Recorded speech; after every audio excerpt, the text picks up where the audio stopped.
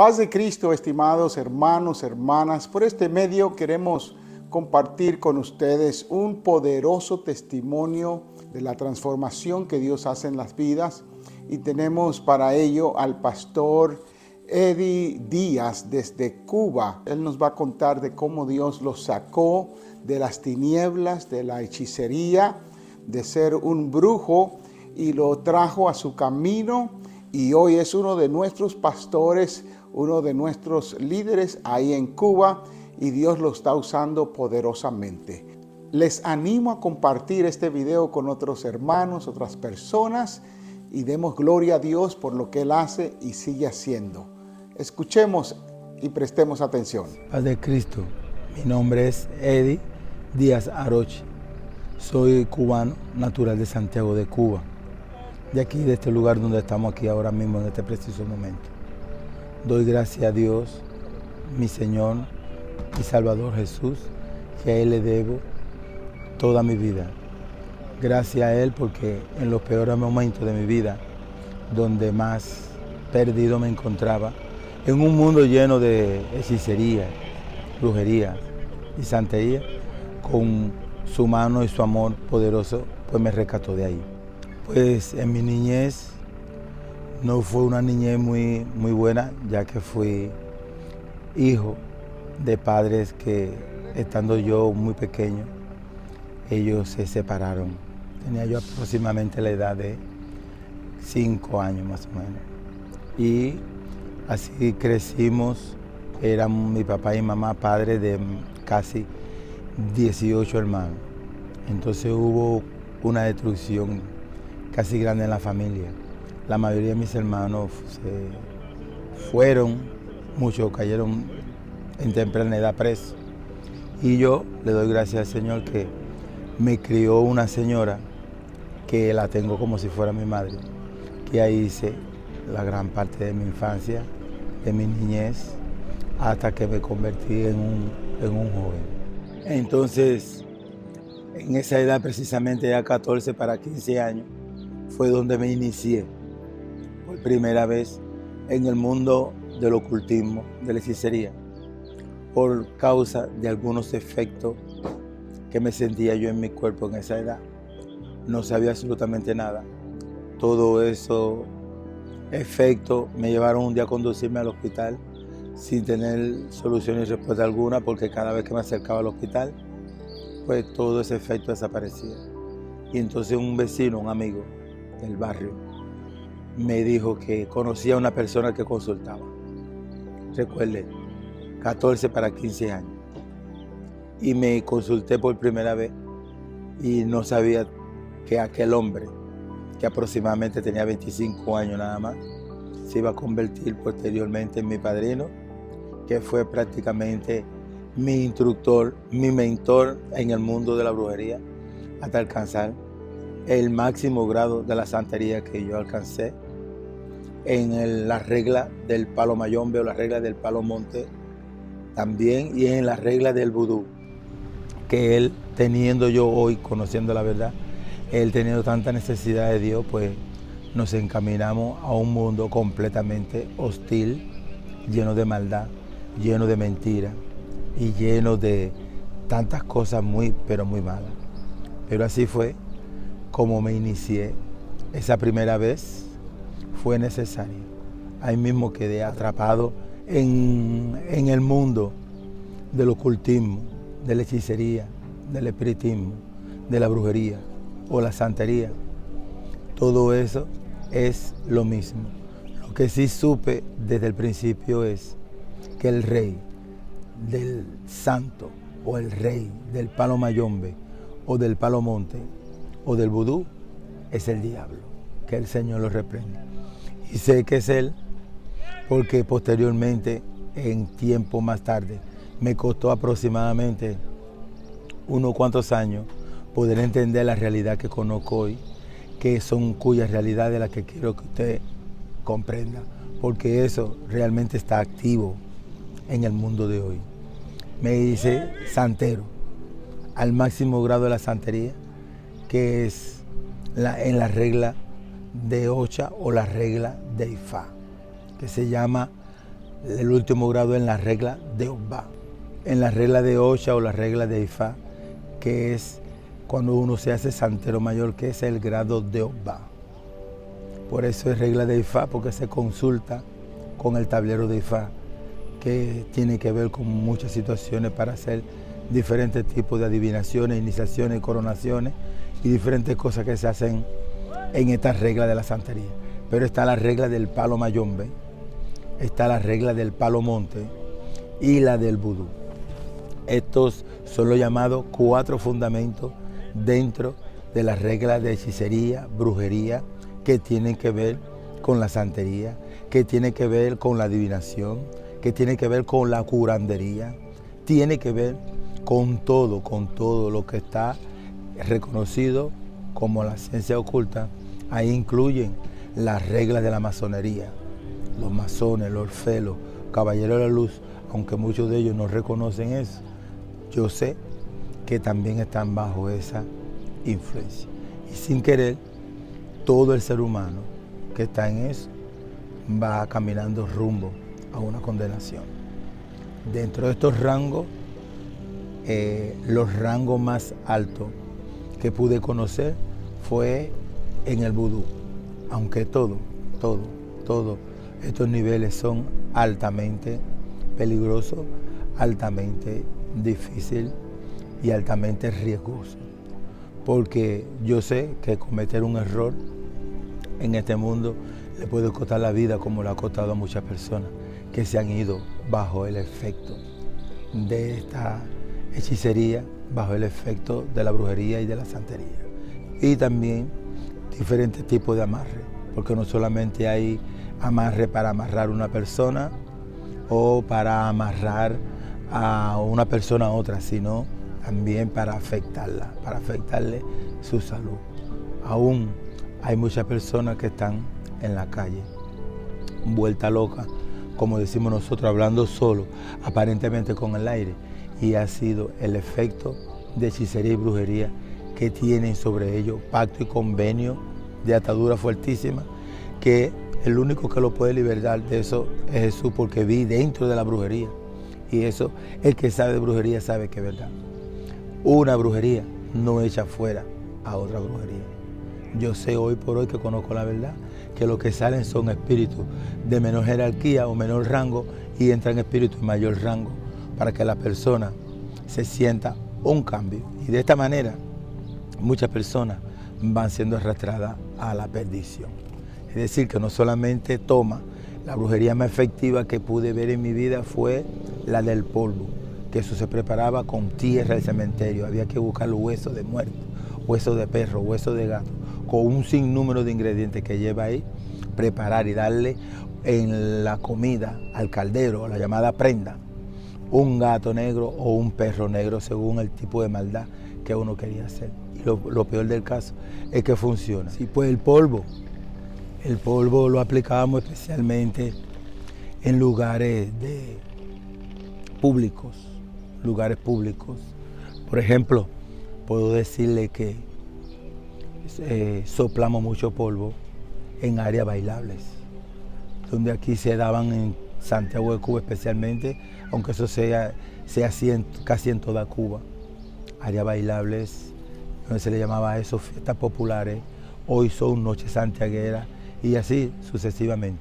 Bueno, en todas estas fiestas, cuando las personas estaban disfrutando de su bebida, de su disfrute, de su placer, pues entonces los llamados santos, los llamados muertos, los llamados Congo, ellos, entonces decían que si yo quería saber el efecto de ese polvo, tenía que probarlo allí. Y era un efecto terrible, porque siempre lo que me decían era así, a las 2 horas, exactamente, las personas terminaban cayéndose a puñaladas y a machetazos. Entonces, eso no fue casualidad, no siempre, es decir, que siempre fue así, siempre fue que donde quiera que suelta el polvo, hizo el efecto, donde quiera. Yo lo que siempre he visto, que las personas que están bien en Cristo Jesús, las personas que están consagradas a Dios, no son tocados. Son las únicas personas que no son tocadas, que no son dañadas por este asunto de polvo, hechicería y brujería. Pero de ahí en fuera, y oiga bien, se lo digo de todo corazón, la persona que está bien con Jesús no tiene problema. No es aquel que pretende estar bien. Aquel que pretende estar bien y no lo está, sabe que está corriendo un gran riesgo como lo corren los demás. Es el que está bien. Con el Señor somos o no somos con Él. Así mismo lo dijo Él. El que no es contra mí, el que no es conmigo, es contra mí. Entonces nosotros tenemos que definir bien nuestra vida con quién estamos. Y si estamos con el Señor, pues entonces tenemos que consagrarnos para Él. Es de la única manera que el ser humano no corre riesgo de ser tocado, de ser impactado, de ser dañado por un polvo o ningún tipo de hechicería que le pongan en su casa o se la tomen. Nada de eso a un cristiano lo afecta. ¿Por qué yo quiero hacer énfasis en este asunto? Porque la mayoría de las personas, como yo, piensan o pensaban mucho que Dios le había regalado esto como un don, como una gracia. Y realmente no es un don, no es una gracia, no es un don y menos de Dios. Porque en Dios no hay mal, en Dios no hay maldad. Él es fuerte, es temible y es poderoso, es soberano. Pero no hay ninguna maldad en nuestro Señor. Entonces, ¿por qué le quiero decir esto? Porque como yo pensaba que eso era un don que Dios me había regalado, como piensan la mayoría de los brujos, de los santeros, de los paleros, piensan que Dios le ha concedido esto como una gracia. No es así.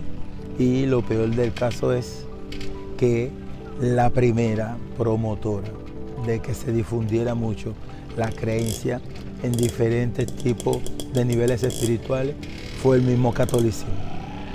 La Iglesia Católica Apostólica Romana. De ahí surge en gran manera estas prácticas, estas creencias que después sufrieron algunos cambios.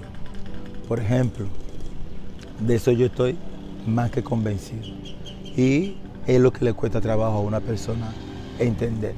Por ejemplo, aquí en Cuba se reconoce, y en diferentes partes del mundo se reconoce a la Virgen de la Caridad del Cobre. En México es la Virgen de la Guadalupe. Y aquí es la misma Virgen de la Mercedes, es la Virgen de Regla. En África es la Reina Africana. Entonces, eso es Virgen considerando como que es santa y pura. Pero esta misma Virgen en la regla del santo y en la regla del palo, esta misma Virgen es prostituta. Y el ser humano o es santo o es prostituta, uno de las dos. Entonces, estas son grandes mentiras que el ser humano acepta para pensar que viene esto de parte de Dios, que viene esto como un don de Dios, y es una gran mentira del enemigo. Al cual yo le quisiera decir que tengan cuidado, porque lo que me convenció esto, y esta es la parte buena, fue eso, que yo podía hacerle daño con la Virgen de la Caridad, o con Ochun, o con Yemayá, o con Virgen de Regla, o con Changó, o con Santa Bárbara, o con Ogún, a otra persona que lo tiene, a otra persona que cree en Él, a otra persona que confía en Él, a otra persona que lo atiende. Yo podía hacerle daño a otro con lo mismo que Él tiene. Sencillamente, si aquel sabía menos que yo, automáticamente ya estaba dañado. Y lo peor del caso no es esto, es que cada vez que yo hacía algún pacto, algún convenio para hacer una hechicería, para hacer una plantación, ellos, tanto los llamados santos en la regla de santería o la regla del palo, nunca me decían, no le vaya a hacer daño a esa persona porque ellos creen y confían en mí. Bien que ellos hacían bien el pacto, hacían bien el convenio y me daban los ingredientes de la brujería que yo tenía que buscar para dañar a otra persona. La brujería más efectiva que pude ver en el mundo de la hechicería, ni siquiera la toma, es el polvo. Es la que más rápido actúa y es la que produce un daño colateral terrible. Yo siendo santero, siendo palero, en la regla del palo mayombe, en la regla del palo monte, en el vudú, yo podía hacerle daño a otro santero, a otro palero. Yo podía hacerle daño, porque automáticamente yo entraba en convenio con las cosas que yo atendía Y ellos me daban los ingredientes de la hechicería que iba a destruir aquel santero, aquel palero. ¿Qué sucede? Que cuando cumplí misión, ya que vine de regreso de Angola para Cuba, ahí fue mi mayor crecimiento en cuanto a este mundo. Y una de las cosas que me pregunté fue, y por la que sé que es la verdad que le estoy diciendo, que por qué mi padrino, que tenía un elegua en acción de lucero viramundo, tenía un cuarto de fundamento con prenda, con caldero, con cazuela, tenía todos los santos, todos los congos, todos los orichas, y no sé, en aquel entonces era una gran interrogante para mí, ¿cómo? Eso no lo puedo librar.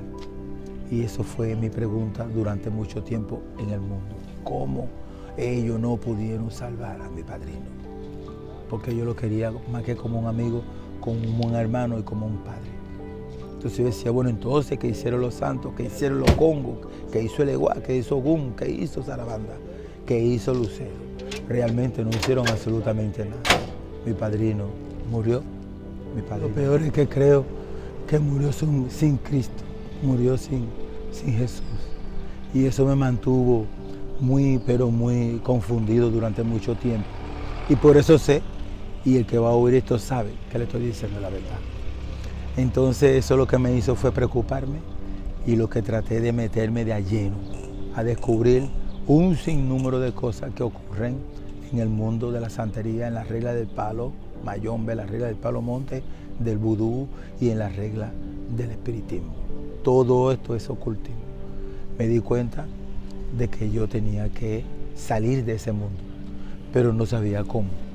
Y lo que traté fue de buscar una especie de protección que nunca encontré. Esto es una de las cosas que quería que quedara claro. Y es que el ser humano no tiene protección. El único que da protección es Jesús. Paradójicamente, la mayor parte de las personas en su desespero pues van buscando protección al lugar equivocado. Entonces, un día, alguien me habló acerca del Señor Jesús. Me hablaron algunas personas donde muchas erraron al principio, porque como yo creía en eso, yo tenía un altar prácticamente del piso al techo de mi casa, con todos los congos, todos los orichas, todos los santos.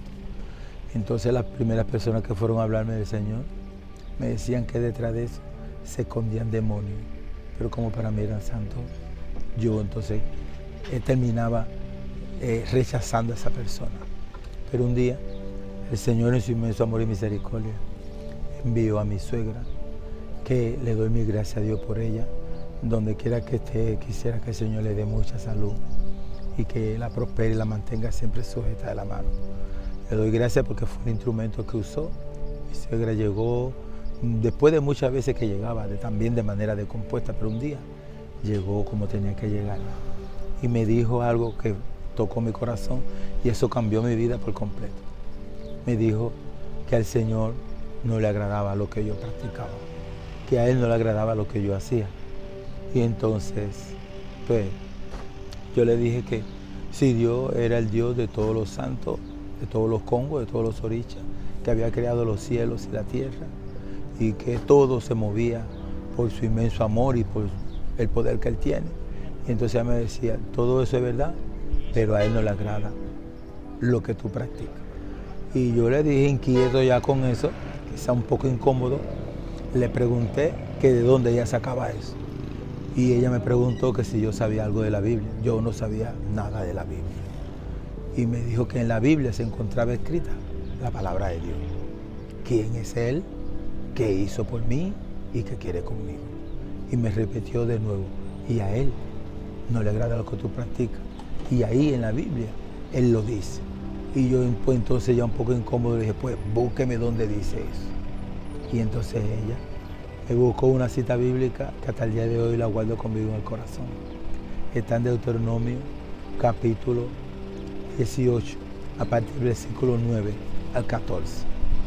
Así dice, no hará quien haga pasar su hija o su hijo por el fuego, ni quien practica adivinación, ni agorero, ni sortílegos, ni adivino, ni encantadores, ni quien consulte a los muertos, Dice, perfecto será delante del Señor tu Dios, porque a ti el Señor tu Dios no te ha permitido esto. Esas palabras realmente de la Biblia me impactaron.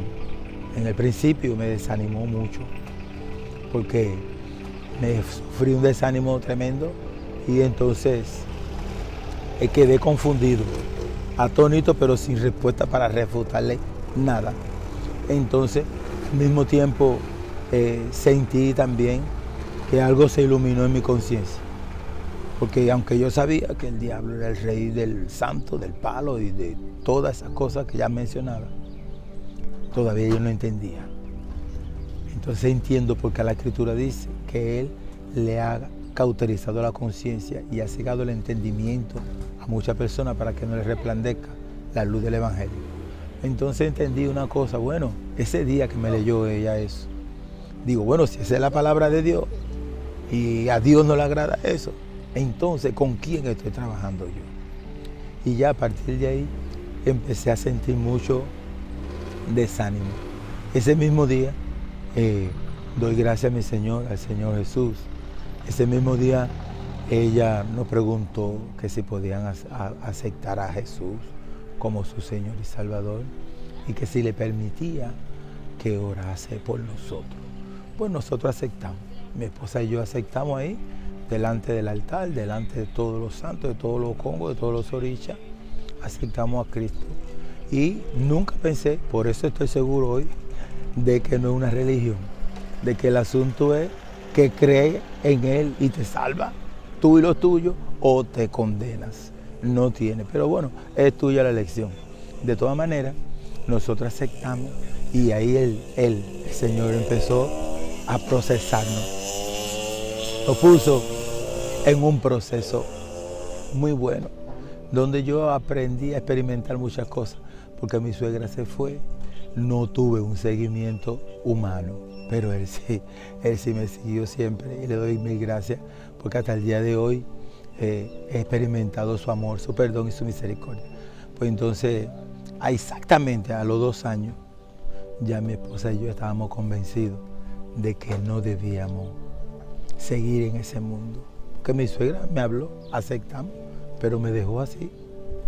Y entonces le tocó a Dios, mediante su espíritu, convencernos, a mi esposa y a mí, hasta que decidimos un día romperlo todo. Lo rompimos sin querer, hicimos lo que dice la Biblia, porque todo lo destruimos, lo quemamos y todo aquello fue reducido a polvo. Las piezas de hierro que llevaban los calderos, lo echamos en un hoyo muy profundo donde casi nadie puede alcanzar eso está sepultado y ahí incluso pasan hasta carretera y cosas por ahí. Bueno, el asunto es que así un día decidimos, eso fue ya a partir de diciembre del año 1999. Ya sabiendo que venía el año 2000, aquí en Santiago se regó un rumor que decían los testigos de Jehová que el mundo se iba a acabar. Y entonces le doy gracias al Señor porque lo usó a ellos también para acelerar el proceso en nosotros. Y entonces yo le decía a mi esposa, no puede coger el año 2000 con todo eso ahí. Entonces decidimos romper todo eso. Realmente el año 2000 no nos cogió con eso ahí. Lo rompimos, lo botamos, destruimos cada objeto, cada pieza. Todo lo que usábamos para eso fue completamente destruido. Y algo que quisiera que conociera, todo ser humano que rompe todo eso debe confesar algo, su renuncia a todo ello. Porque eso me causó a mí bastante problema. El no renunciar, el no haber hecho una declaración legal sobre todas esas cosas que yo renunciaba, que yo me arrepentía haberlo atendido, hasta que no hice esa oración en renuncia y hasta que no empecé a dar mis primeros pasos a hacer realmente lo que son los ayunos y la oración, no fue tan fácil, porque déjeme decirle algo, yo me pasé sin nada de eso ya en mi casa, sin nada. Oiga bien, presta atención, cualquier pastor, amigo, cristiano que escuche esto, presta atención. Yo me pasé desde el año 99, diciembre, hasta el año diciembre del 2000 que yo iba a la iglesia. Martes, jueves, sábado y domingo. Y lunes, miércoles y viernes, porque de ahí era que dependíamos y no teníamos recursos, no teníamos finanzas. Y lo peor del caso es que no encontraba trabajo. Teniendo yo un expediente en lo militar tremendo, no encontraba nada. Entonces, esos otros días me la pasaba yo tirando las cartas, consultando a una persona, consultando a un traficante de droga, a una jinetera, haciendo todas estas cosas. Entonces llevé esa doble vida durante un año. Y lo peor del caso es que lo hacía de una manera, pero tan bien planificada, que los pastores nunca se dieron cuenta de esa doble vida. Por eso es importante los retiros espirituales, que las personas tienen que confesar bien eso, tienen que saber de dónde salió, porque hay ruptura de pacto y convenio, hay maldiciones que hay que quebrantar y hay que hacerlo de una manera pública y consciente de lo que uno está haciendo, de una manera consciente e inteligente. Y doy gracias al Señor que todo ese tiempo pasó y siempre pude experimentar su amor, su misericordia, sobre todo su comprensión. Hoy doy gracias a Dios y creo un día tener un poquito más de oportunidades, quizá hablar un poco más, pero quisiera resaltar primero de que le doy gracias al Señor. Hoy ya tengo un poco más, porque fue en diciembre del año 99, pero ya tengo un poco más de 20 años en el camino. La gente de mi barrio, de mi Santiago, me vieron convertirme en mi primera etapa de cristiano, hasta que vieron que el Señor hizo delante de ellos un pastor. Y hoy sirvo al Señor, estoy en Asamblea Apostólica de la Fe en Cristo Jesús, bajo la supervisión y cobertura del obispo John Mark Almaraz, que es el obispo supervisor del Caribe. Le deseo a él, a su familia y a todos los que colaboran con él, que el Señor le bendiga, lo guarde y le proporcione mucha salud siempre. Entonces, hoy servimos al Señor en Asamblea Apostólica. Hoy estamos estableciendo la estrategia simplificada de Jesús. Es algo extremadamente bueno, es muy efectivo, muy práctico, y hemos tenido que buscarle estrategia dentro de la estrategia de Jesús para hacerla y aplicarla aquí en Cuba, que la cosa a veces se torna tan difícil. Pero gracias al Señor estamos creciendo. Ya soy pastor y soy anciano, es decir que atiendo en el sector número 1 en La Habana a 4 pastores que ayudo, que los superviso, que los animo a establecer y a crecer fundamentalmente, fortalecernos, porque todavía hay muchas vidas que están atadas en este mundo del ocultismo y estamos creciendo. Gracias al Señor, gracias a Asamblea Apostólica. Quisiera aprovechar para enviarle un saludo a todos los hermanos, a todos los que nos dirigen y nos presiden. Siempre estamos orando mucho por ustedes. Casi siempre proclamamos ayuno, aún a tiempo y fuera de tiempo, y casi siempre estamos intercediendo por nuestra directiva a nivel internacional. Deseo que la paz de nuestro Señor Jesucristo sea con cada uno de ustedes. Que el Señor lo bendiga rica y abundantemente, es mi mayor deseo. Paz de Cristo, desde la isla de Cuba, un servidor del Señor Jesús y también de ustedes.